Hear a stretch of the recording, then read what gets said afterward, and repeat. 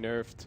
So I think he's definitely good from that perspective. And with MVP Hot6ix taking quite a lane-focused approach and dying in Leshrac, definitely both very, very solid laners. I think you have to fire back with a little bit of your own, and the Gyrocopter helps to fit that bill. Do you know if TnC's Nature's Prophet tends to be more split push oriented? Is it more gank oriented? Is it more teamfight oriented? Because the one thing that I do like about this Nature's Prophet pickup early is that if you are the right team, the hero has a lot of flexibility. Radiant team in pick. terms of you can, some teams even run it as a 4 position and have it be your greedy support. Some teams will run it off lane and grab an immediate mech and just start to push. Some teams will still go for the sort of null talisman blade mail build that hasn't been seen for a while, but still offers a level of early to mid game presence. And all of that goes without mentioning team pick. your more standard Midas Necro builds, Blink Daggers, Maelstroms. Nature's Prophet really feels like a hero who can buy any item under the sun and justify it in some way or another. So for them so far, it seems to be largely a group up and fight kind of hero. I think they can split push with it, but I mean they're averaging like 15 assists on the hero. So okay. 10 seconds remaining. But he does also like to farm a lot. They're also averaging 222 last hits with the hero. So I think it's kind of a combination. Radiant team pick. He will split push pretty heavily. And from what I've seen of TnC, they also tend to favor like a 3-core lineup and relatively equitable farming across the 3 cores. So he's there, but if a fight looks like they can take it, he's very willing to go in. Probably kind of like the Siler Nature's Prophet, except more in like a 3 position than a 1 position. But the same kind of play style. Yeah, I hear you. Okay, that's I'm down with that. I'm willing 10 to see seconds remaining. Play here. The benchmark, of course, for me always in Southeast 5 Asia seconds remaining. Play is always going to be Ohio. And I feel like just his presence in the scene as well, you probably see a little bit more Nature's Prophet in Southeast Asia just as a result. Yes, they do pick it more than any other region recently. Oh, and in a bad team pick. Okay, so this is, I think we're now definitely getting a very clear picture of what TnC are going to be doing with this Nature's Prophet and what kind of strategy they're looking for overall. Sustain, sustain, sustain. Yeah, once that push gets started, it really does not stop. Interesting that they ban out the Templar Assassin and the Storm Spirit. I think TA in particular is not a hero that we've seen be very popular 10 seconds or remaining. very successful at the moment. So looks like 5 seconds remaining. A little bit of respect over to MVP for that. And reserve time. End up grabbing Lina as TnC also grabbed themselves a Witch Doctor. But we've got this escalation, I think, on both sides in terms of just the focus on lanes. It's, okay, you've got 2 really good laning heroes, so we're going to grab 1 really good laning hero, and then 1 more, and then Hot6ix fire back. Okay, well, we've also got Lina. So it'll be interesting to see how this ends, because there's quite a number of ways that these lanes could be set, and I think one of the biggest things that we haven't touched on for the Nature's Prophet just yet is the potential that he can be solo safe lane, and TnC can run aggressive tri-lane, and as soon as the Nature's Prophet hits level 6, even if the tri-lane was stalemated up until that point, he throws the Wrath of Nature, he TPs in, and the tri-lane goes 3-0 immediately, and you tip the balance. And that's the one aspect that we haven't necessarily been seeing as much recently, because 1, Nature's Prophet hasn't been a pick, and 2, tri-lane versus tri-lane only became a thing again this patch after some of the nerfs to sort of the recovery mechanics and focus on kills. Yeah, focus on kills, less farm, creeps are worth a little bit less, so putting pressure on the opposing carry is worth more. And it's something that could potentially catch MVP Hot6ix somewhat Radiant team ban. as they do just end up grabbing themselves a Nyx Assassin. This is okay. The problem that I've had when I've seen Nyx Assassin is that I feel like he's been losing most of his lanes. Usually, he's not being run as a support. He's always being run as an off lane. Team ban. It's oftentimes that he doesn't get Vendetta until 9, 10, 11 minutes into the game, and I feel like his that's when the other team can already be 5-manning. Exactly. As well. So I feel like he hasn't been able to contribute as much. But the situations in which he does get an early level 6, he can be 10 seconds remaining. The problem I see now is that it looks like this makes Undying being 5 seconds remaining. Unless Lina is going to be mid, safe lane Leshrac, and they're going to pick another support, in which case 10 seconds really remaining. Going all in the mid game. because not much scaling. 5 seconds if remaining. they don't go for another support with a more targeted stun, it's going to be difficult for Lesh and Lena. Radiant team pick. Stuns. Their skill Yeah, shots. that is actually a very good point. The ease of execution becomes very, very, very high for MVP Hot6. Not very easy at all. Whereas TnC can kind of just run at you with shields and healing. Yeah, they've got a very scary-looking gyrocopter at the moment, backed up by some voodoo restoration, some shields, and some heals coming in from the Abaddon as 10 well. seconds So it looks like remaining. TnC probably just looking for their mid-hero. This Huskar band, they know something. 5 seconds They know remaining. something about Hot6. Maybe we'll see that come out later, though. Yeah, I feel like people were talking about Reserve the Huskar. I time. think there's also a couple of teams in Europe who could potentially pick up the Oh! Bloodseeker. Dire team Okay. pick. All right, I'm down with this. What's the thought process behind the Bloodseeker, do you think? I want to see Blood Rage, Nature's Prophet, and Gyrocopter. Yeah. I think Flat Cannon with Blood Rage and all strong. of his other damage is pretty crazy. And as much as they nerfed the global aspect to Blood Rage synergizing with Wrath of Nature, it's still kind of there. So It's 10 still seconds I remaining. think it's 50% is the drop off or something like that. But 5 seconds remaining. You don't see a whole lot of Bloodseeker in competitive matches. we do not. But I actually think that the Blood Raged Gyrocopter is going to be very scary. And in general, MVP Hot6. I mean, what are we looking at here? Is the Rupture extremely valuable? That's what I'm just trying to think about. I think the Rupture is pretty good against Lash. It's pretty good And against... he is the 2 position here. Exactly, yeah, he is a 2 position with Lena support. I am worried for Hot6. I think they have a very difficult to execute lineup. Normally that's not the case when you see an Undying, but when you have both Leshrac and Lena and Nyx Assassin with that no longer hero targeted stun, They could get run over. yeah, there's a chance. It's really easy for them to come mid-game and just miss their spells and just lose. Which Potentially, yeah. I mean, they're professional players. It shouldn't be, usually they're 10 seconds remaining. hard spells to hit. So we will see how that will go. Yeah, so let's jump ourselves into this game. It's game 1 of our 2-game series Prepare for between battle. TnC and MVP Hot6 for Group A, I believe, of the SEA qualifiers here.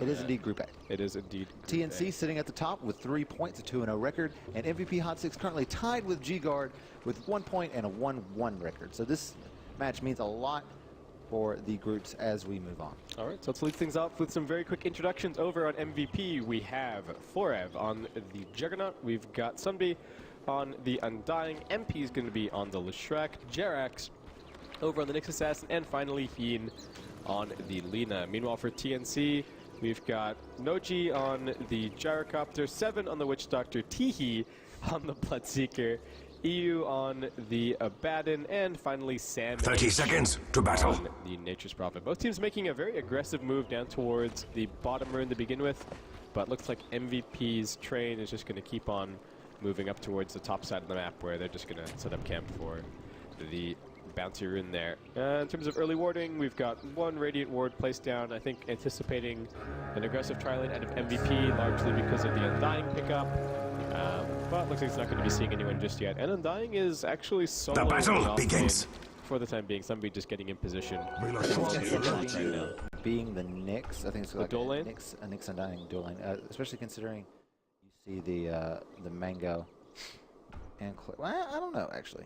All right, so we have a dead mouse for Heen, but looks like he's managed to revive it, so we're going to be able to get going. I think we've actually got a couple of mangoes picked up This is here. interesting. It's definitely a core. It's a core Lesh here. This is a mid Lesh. Yeah, no, And MP is definitely their 2-position Yeah, player. exactly. So yeah, it's going to be just a Jerax Undying dual lane with is Sunby normally the 4 or the 3 here? I feel like Jerax has been playing offlane from what I remember, but not 100% He's sure. been, if the current matches are correct, he has been playing more of a 4-5 role. So this will be a start. I like that slightly better, but they still don't have much of a targeted stun, which is a little bit of a worry for me. But if they could pull it off, it's still just fine, I think. Yeah, I think it's more about pressure than anything else. Just trying to keep the Gyrocopter's farm down a little bit, keep the support over here, get the stun out onto the Gyro, throw in a few auto attacks, but Seven's ready with the paralyzing cast to sort of force them back, so... I don't think I've ever seen managed dual lane in pub or pro. Like yeah, it's definitely a little bit unusual. Mid has also turned into a dual lane somewhat here, as the Abaddon is actually helping the Bloodseeker out and putting a lot of pressure. Yeah, they've got the shield. He needs one more auto attack, I think, to finish this one. Picks up the point in the Thirst, but looks like not enough move speed to close the gap onto MP, but he's still quite a few CS away from picking up his bottle and did not bury out a salve. There's actually going to be a TP coming in from Sam H on the Nature's Prophet. Needs 2 more auto attacks or more to find the kill. He's not going to get that one, but this is a lot of bullying on this Leshrac, and not a hero that can... Dire's middle tower is under attack. So I don't know what MP's going to be able to do here. Looks like a salve is just going to be ferried out to him, but the Bloodseeker really getting established in this lane. And we were talking about the Nature's Prophet might be getting involved early. That is the definition of getting involved early. A TP mid at 1 minute and 30 seconds into the game. Yeah. Well, Sam H is going to have to walk his way back up to the top. Looks like he might pick up an Invis rune for his troubles along the way, as the bounty is going to end up going over to the Abaddon here. And TnC almost playing this Abaddon like people play Wisp on mid. They just picked up an immediate bottle on him, and looks like he's just sticking around for the dual lane. They just profit with the level 2, and the Invis wants to get involved here, and they come charging on an MP. They don't get the damage from the first shield explosion. Second one is going to land, but Tiki not really able to get in position here. They are going to get a TP out of Keen. There's a few more auto attacks come in. Nice follow-up as well with the Split Earth as the Treants look to tank the tower, but it is just chaos on mid lane. Yeah, and this isn't actually working out all that amazingly well for TnC. They're getting really good farm on the Bloodseeker, but Undying's farming fantastically bottom lane. Gyrocopter taking a ton of pressure. Only 5 CS on him right now. He's running in with the Rocket Barrage. Jarex might have gone a little bit too far forward, but here comes the turnaround. Misses the stun, however, and they've still got vision over the trees because of the Thirst. He's trying to juke some damage. Looks like somebody will be able to pick up at least 1 kill, but he loses the next assassin in the process. And Noji just forced to fight this one out, but the zombies might finish him off. No, the Tombstone fades at just the right time. The TP from Sam H turns out to be very helpful. That was super helpful. And that's a 2 for 1. Not only did they get first blood because of that, but they also got the cleanup kill on the Undying. I think the Gyro would have went down there. So not only did he take a life, but he also saved a life for this TP. Yeah, and this active, aggressive Nature's Prophet answering our questions about how he's going to be played and getting quite a bit done. So you're playing it more aggressively than Vici Gaming would play the Nature's Prophet, and that's saying something. That's something. All right, oh, bottom lane, another little attempt at the Jark. I think he just wanted to go and grab some boots from the side shop, but he's going to end up paying pretty heavily for it. He's going to be a bad down here. Just enough mana for the Rocket Barrage. Shield's going to pop as well. Abaddon's got 1 point up in this miscoil, not throwing it over to the Gyrocopter. Another TP from the Nature's Prophet. And somebody does manage to finish off the Gyro. Sevens just auto-attacking away. The Tombstone will be able to bring it down. They've tracked Jerax over in the trees, and he'll end up falling. Nice sprout is going to keep Sunby away from the Witch Doctor. And looks like he's going to be all right. Few more auto attacks getting thrown out. Got enough mana for 1 miscall nuke on the Abaddon, but I don't know if that's going to be enough for the kill. They do have the cask, and 1 more auto attack. Dire's bottom tower is under attack. Run, little bottom tower. Oh, that's not good for the Radiant. And meanwhile, T was actually able to get a solo kill on the Leshrac in mid. Oh, damn. How did that happen? I'm not certain. Well, there you go. Bloodseeker doing Bloodseeker things. They're still falling behind really heavily in terms of farm. It's only the Bloodseeker on last hits who's really up. Radiant's top tower is under attack. 6 CS, but all of this participation is putting him up there as well. Though it looks like it's going to be that Null Talisman Blade Mail build as he starts working in. Radiant's top tower is under attack. So really just a run at you all game long strategy from TnC, and we'll just have to see if that's going to work out for them. I miss this build. I love the Blade Mail Null Talisman build. It's so fun. I just love when it first started emerging on the scene, and everyone's like, what the heck is, what the heck is going on here? And then it was the... It's like, oh, okay, well, Blade Mail is kind of efficient. Well, I think it was... So, I think the Radiant's top tower is under attack. It becoming popular in European pubs. Yes. Somewhat, and then people are like, oh, it's just a pub build. You know, that's the only place where you can get away with TPing right on top of people and popping Blade Mail. And then it started being, I think, Bo2 to me was, of course, the person who was using it the most. Somebody going to get jumped here bottom lane. Cast does bounce over to Jerax, but they're unable to get the Gyrocopter in range to do anything here. They do need to be careful. Undying dropping pretty low, but he's going to salve, and we'll be able to heal back up. But yeah, we saw it for a very long time, the Nature's Prophet build, and then as Nature's Prophet kind of fell off, we stopped seeing it. But looks like SamH keen to bring it back somewhat. Has just picked up some Gloves of Haste here. Not clear just yet if it is going to end up being treads into Blade Mail, or if he might be considering picking up when you went the Blade Mail null build, did you normally get some action in the river? Nice stun dodge there from Teehee. Loses the move speed as he kills off the Leshrac, so won't be able to continue pursuit over onto the Lina. Meanwhile, SamH tanking some damage from 4S here. Take a little bit of miss. Micro looking for the train. He's going to try and sprout himself in, but there was a Queller's Blade available. He's now going for the body blocks. There is a TP available on 4M. 7 comes in with the cast. Is it going to end up bouncing all the way back? Nope. And can they finish this one? Dire's middle tower is under attack. It has no arms to defend itself. Just managed to make it back to the fountain. So what I was talking about before. The Blade Mail, no talisman build, what was the normal boots? Would you get phase? Some people went phase, some people went treads. I think it depended on whether or not you were going for... It was like, it depended on whether or not you're going Necrobook or whether or not you're going Mail. I think that was kind of the, at least to me, the deciding thing. But I think Gloves of Haste, even if he's just going for treads, are probably a tiny bit more efficient in terms of DPS with double Null Talisman than going for the Robe would be. So, or the what is the item that I'm even thinking of? It's the Robe. It's the Robe? Robe of the Mega. Robe of the Mega, okay.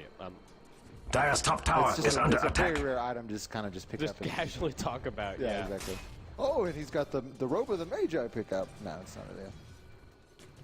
Yeah, I feel like it only gets talked about in the context of, is this person going for an Orchid build? And that's kind of about it. But anyway, MVP still doing pretty well on farm on all 3 of these lanes. Experience is pretty much dead even, and only about, it's actually a fairly substantial, wait, is that net worth? So it's about 1k gold in TnC's favor right now. So those 3 kills definitely showing up. The Juggernaut has good farm, so MVP at least looking good on that front. And they've managed to get out pretty early on here and place down their second set of wards, so still good vision around the map. SamH is going to be TPing out. I think afraid that he was going to get pincered by the Jug. And just Teehee bottom. He wants to get something done. He's got a point in Rupture, and it's off cooldown right now. And they're certainly going to try and find the Undying. TP out attempted. Can they burst him down in time? They just barely will be able to. Undying, I think, was on a fraction of a second left on that TP, but Rocket Barrage dispatches. Oh, that's not good for the Radiant. And that is going to be fortification in place. The bottom lane, TnC bring it up to 7 for 3. Dire's middle tower is all alone in the world. Beam, Radiant's top tower is under attack. They're going to be able to get Dire's structures are fortified. Able to pull the creep wave off. It's going to be a very easy tier 1 in fact. Radiant's top tower has fallen. Not so radiant anymore, it turns out.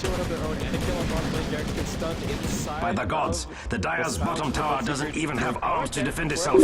What a brave tower. Just barely catching at the Bloodseeker, and he is going to end up being nuked out. MVP bringing everyone to bear to fight for this bottom lane.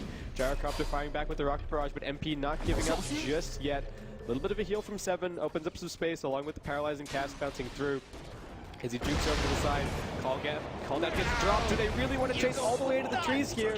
A bad attempt at chasing it. Jared is still on as is Heen, but SamH has arrived with the right clicks. The tombstone is down.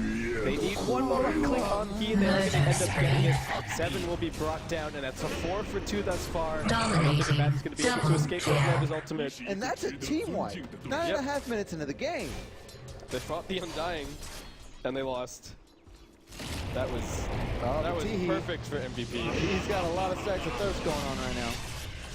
We're unfortunately not with Radiant's middle tower is under attack. Auto attacks. Teehee gets the first kill. Thirst's a little bit low now. So won't be able to continue on to the second, but at least turning things around somewhat at the very end there. This game is going to be a wild ride. Yeah, I think so. We've seen a lot of action thus far. 1 tower dropping, but 18 kills in 10 minutes. Who can complain? This is definitely SCA Dota right now. Looks like Bloodseeker's going to be going for a Blade Mail build-up of his own. So this honestly looks like it might just be the TnC strat against the Lesh. I feel like they're trying to force MP into an early BKB. We've seen a lot of Leshracs recently getting away with just going for sort of Bloodstone straight into Octarine Core or Blink Dagger, but not really a BKB to be seen anywhere, and yeah, he's not going to be able to do anything against double Blade Mail. Jump on bottom lane, Gyrocopter almost dead, but just skirting away at 45 HP. looks like not enough damage to bring him down. And that was the first event that he used. Jarek's going to end up eating her up to here. Does manage to run out of the blood right. The cooldown's coming in. He one last auto attack just barely finishes him off. And Sam H is Jarek. Dire's middle tower is all alone in the world. Being attacked. Sam H summoning up some treants for him. Actually has Omni Slash available in 1 second, but it's only level 1. Gets stuck inside of the Sprout, but manages to jump out. Teehee going to keep on chasing, looking for this kill. And auto attacks or the homing missile would have finished it off. That's a 3-for-0 bottom lane as MVP should have baited in by the gyrocopter. Dire's bottom tower is under attack. Teehee is just not even leaving his bottom lane at this point.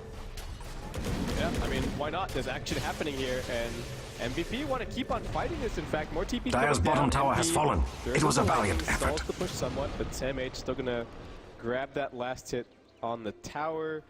And not going to be the Blade Mail build for him, in fact, as he ends up grabbing an Oblivion Staff. And looks like Orchid is on the cards, but he's got the farm, I think, to go for this. It's a really old school Nature's Prophet build, but looking like it should work out here. Yeah, I like it. It works well against a lot of these heroes. A lot of these heroes. Yeah, if Lina manages to pick up a Yule Scepter and you the can Dire's top tower is doing its best, but it doesn't look good. Comboed.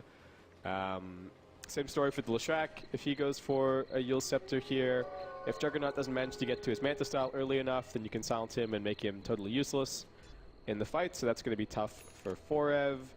And it's just more pickoff power, which is definitely what it seems that Sam H is focusing on with his Nature's Prophet. It's interesting. It seems like to me that TnC is really trying to get eyes on the Undying, and they force fights wherever he isn't. If they know the Undying is gone, they will push right into it, just basically run at them. I've noticed a couple of times Sam H has scouted out the Undying with his treants and has made certain to ping him. So I think that's the plan, is both teams, I think, want a team fight, and I think MVP thinks they can win the team fights if the Undying is involved. Dire's middle tower is under attack. It has no arms to defend. Dire has fortified its structures. TnC see some heroes gearing up top lane somewhat. They're going to come in and push this tier 1 mid. Lightning comes in from the side. They're going to get the combo stun. On damage, going to keep him alive with the advantage. Not quite able to do so. The call that comes in, however, it catches a bunch of the paralyzing cast. And the Death Ward going out for Evanheen. Will be able to kite back defensively for now as TnC are left to focus on the Tombstone. Forev drops the Healing Ward and wants to re-engage Seven, standing his ground. And Madden will just end up popping his ultimate to try and finish off the tomb, but he's also going to end up being brought down. Looking for the kill on the gyrocopter. He makes it up the cliff into Fog. Teehee with his Blade Mail going hard, but does need to be careful. Thirst move speed's going to get him a little bit further away. And might actually be able to Radiant's bottom tower is under attack. I feel sad for them. In a little bit, but instead just going to swing over to mid, grab this Illusion Rune, and that might be it for now, as it does end up being a 3-for-2 trade overall, and the Tombstone does a ton of work. Radiant's top tower is under attack. About time. Almost immediately. Thankfully, he got his Tombstone up and was able to get some work done after the fight was over. Teehee, though, is putting in some work in this game. 5-1. He's been involved in just about everything going on. Yeah, and he's got so much farm as well. Yeah. He's 1,300 Blade Mail. What kind of build do you want to see from him this game, K-Pop? Oh, God. I'm not really sure what the... I mean, obviously I don't see a lot of Bloodseekers, so I don't really know what the standard is. Dire's middle tower is under attack. Shadowblade, and I think Silver Edge is actually not the worst thing on him, but this Dire's middle tower has fallen. The best Silver Edge game that I'm seeing. Yeah. Not a lot of great things to disable. So maybe an SNY, I think, is if they're going to keep fighting like this, the move speed's fantastic, the stats are good for him. If he's going to be chasing people a lot, the name is always good. So I think SNY makes a lot of sense. Yeah. BKB looks good this game, but I think it's counterproductive when you've got this Blade Mail. So I think just the Radiant's bottom tower has seen better days. Dire's top tower is under attack. Oh, Dire's structures are fortified, just like me. Off the map right now from their perspective. Nature's Prophet, of course, is pushing top lane. Dire's top tower is under attack. Not at all suspicious, because he could just be TPing down to join a fight bottom, and they're actually going to lose Dire's top tower has fallen. Back heroes off and give away this tier 1 top lane absolutely for free. So the smart decision for TnC to stay in the fog there up until the Radiant's bottom tower is under attack. Ends up coming up pretty big for them. Jarex is setting up. The Dire's top tower is doing its best, but it doesn't look good. They spot him. He's making his way over into the trees. The Radiant's bottom tower has seen better days. Range of that one. But this Vendetta is not going to last too much longer, and he will be forced to run back into the sentry before too long. More pings coming out. They didn't check every nook and cranny. Looks like Jarex is actually able to hide never down until the treants get summoned. And they spot him out. He does have a Carapace, but nobody's... The Radiant should really do something about that middle tower. Straight up dominating. He's gonna Radiant structures are fortified. Your Bloodseeker as well. Radiant's bottom tower is under attack. Right. Okay, so I feel sad for them. Assassin's dead. MVP is still working on this bottom tier 1 tower. Edict doing some pretty good damage right now, but TnC already setting up. Radiant's bottom tower is under attack. There is an MVP glyph available, so I think they could stall until they have their Nyx Assassin back up, but all down. Dire structures are fortified. That's what that wispy glow around the tower means. Charging into the space and dropping the tombstone to zone back the fight. Yeah, TnC can definitely kite away from it and avoid it for this fight here. The paralyzing cast bouncing things around a little bit. Orev locked in place by the rupture. Radiant's bottom tower has been denied. And he's going to be okay to just sit there and wait that one out. So MVP, somewhat of a commitment from both sides. There was a call down used on the one and the tombstone used on the other, but it looks like that show of force from MVP is going to be enough to get TnC to at least reconsider and back up. They also forced the Leshrac TP before he was actually able to take the tower, and Gyro was able to deny it bottom. So. Oh, okay, that's a pretty big deal. So TnC, I actually thought MVP would have ended up coming away with that if they got the tower, but vice versa. Yeah, and TnC, after a sort of back and forth early game, are now up to about a 2K experience lead and almost a 7,500 net worth lead as well, as Witch Doctor's just going to be brought down solo by your Juggernaut on the top lane. Omni Slash, I'm sure. Yeah, I'm just figuring out there's a rune or something involved, but looks like maybe just ran out of the trees and straight up Omni Slashed him. Poor Witch Doctor. I think he just wanted to get some levels, some farm. Yeah, he's actually doing all right on levels, level 8 at the moment, but farm is definitely the biggest problem for him. By breaking at mid lane, he gets bounced up. That Orchid was only just completed, and TnC come running in and grab a second kill. MP retreating up onto the high ground, but he doesn't have a TP scroll available. And I think he's just going to get chased down here unless he can find some kind of sick juke, making his way over into the Radiant jungle right now. But SamH TPing in already to cut him off, and I think MP, all that he can do here is just end up falling. I was going to say do some damage, but gets Orchided up. And that no, not even the homing missile to finish him up. It's just more auto attacks from SamH, who is number 3 on net worth right now. He's got like, I thought he still had really low CS, but 75 is pretty decent. The bulk Radiant's middle tower is under attack. All of these kills. That's not gonna hold. 6 so far. You know, I said beforehand that like they like to farm relatively equitably across their cores, and that is definitely the case. 76, 75, 72 CS across the cores. It's actually really impressive considering how much they've been fighting. The ability for them to really make sure they farm at the same time as well. I feel like it's somewhat playstyle related in that everybody, when there's a fight, everybody. The Radiant have carved their names in history. Roshan has fallen. They're doing that very efficiently. Yeah, they're doing a really good job of taking the resources on the map. MVP come in, looking for this fight. There's going to be a rupture over on the Undying. Radiant's bottom tower is under attack. Ward is doing good work healing him up here. Sun comes through, but Abaddon's still going to be all right. Gyrocopter, no hits on him. He's going to get bursted down, but Tiki. Radiant's bottom tower is under attack. I feel sad for them. Running off to the side, getting nuked down a little bit. Nyx Assassin trying to escape. In the meanwhile, Omnisash comes back, but Tiki just takes all the way through it. And the Radiant's bottom tower has seen better days. Looks like Nyx Assassin did manage to TP home in the midst of that fight, and Heen. Well, also Dire's middle tower is under attack. 3-for-1 exchange overall. They do end up losing the Gyrocopter, but good fight. The key cooldowns for TnC are just on such. Dire's middle tower is under attack. It has no arms to defend itself. Cooldown is on a 50-second cooldown. You know, Death Ward's like their longest. Dire's middle tower is all alone in the world. Beam attack. Dire's middle tower has fallen. Timber. Entire kit available to them. And the Abaddon works perfectly for this full 5-on-5 style of play. They kind of got away with it in the laning phase with how they set everything up, and they kind of ended the laning phase really early. A minute and a half into the game, actually. Yeah, it's just like, yeah, whatever. Screw hitting creeps top lane. I'm gonna go TP mid, and I'm gonna try and kill this Lush.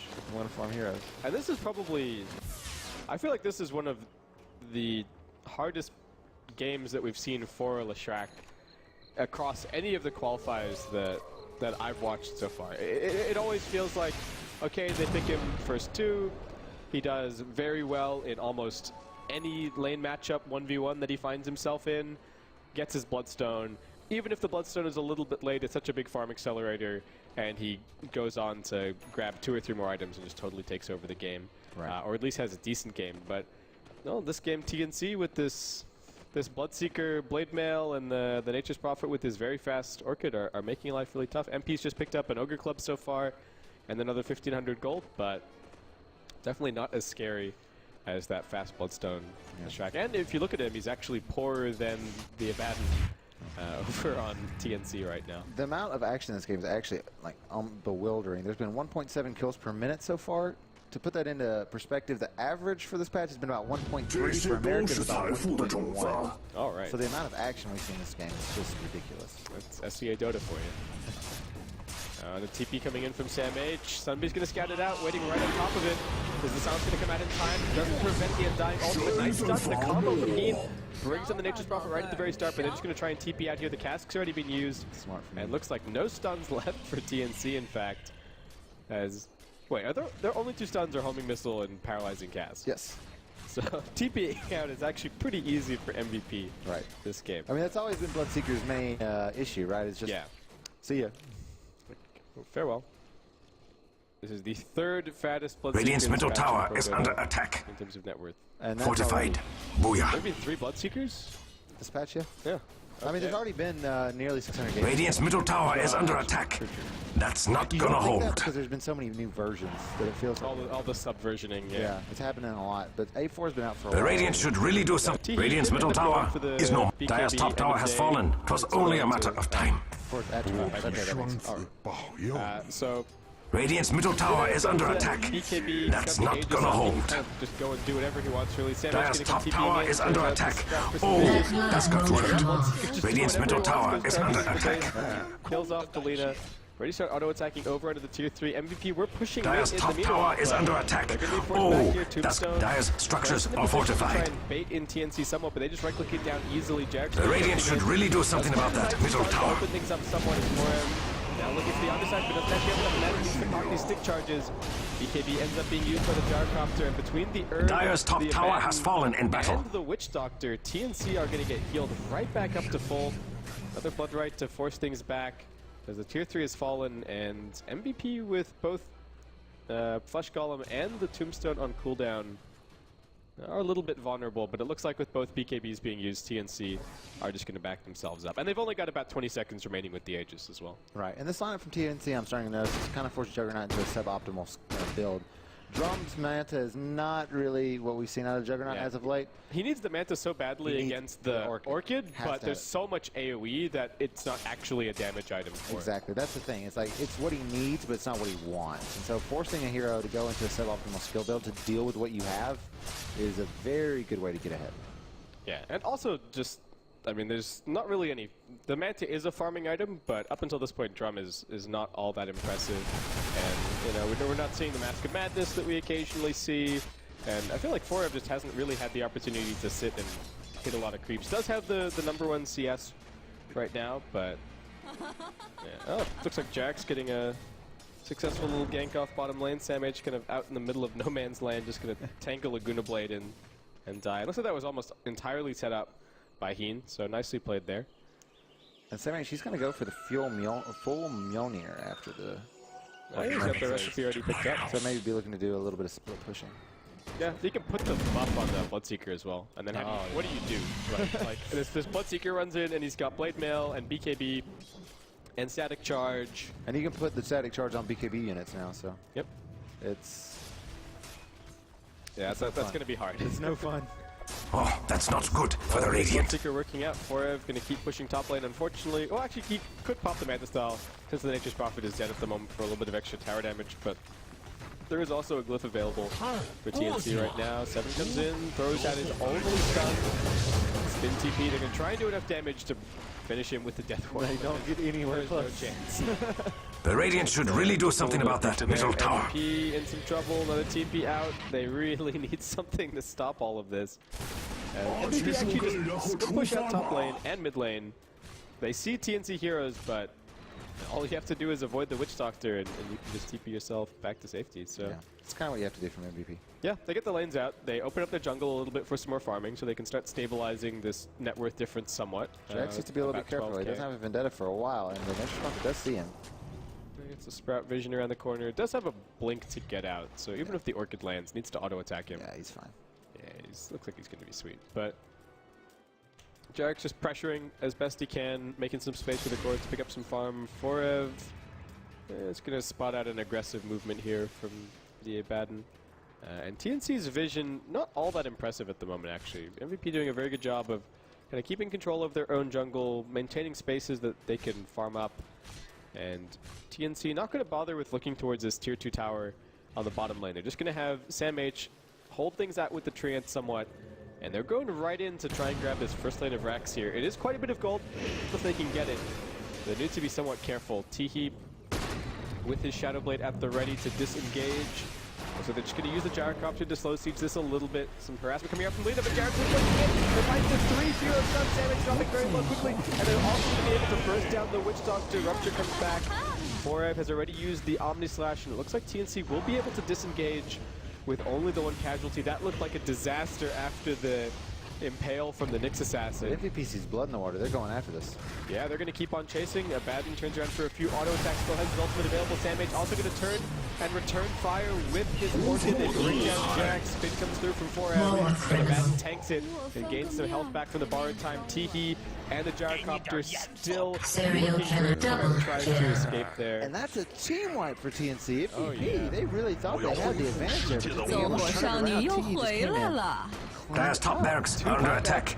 It's too perilous. Enough to deter TnC. Third buyback from the Juggernaut, but still not on the side for 70 seconds. TnC looking relatively healthy. Now TnC don't have their Witch Doctor. He's able to make the slow roll back in, so this will be a 4v3 for the time being.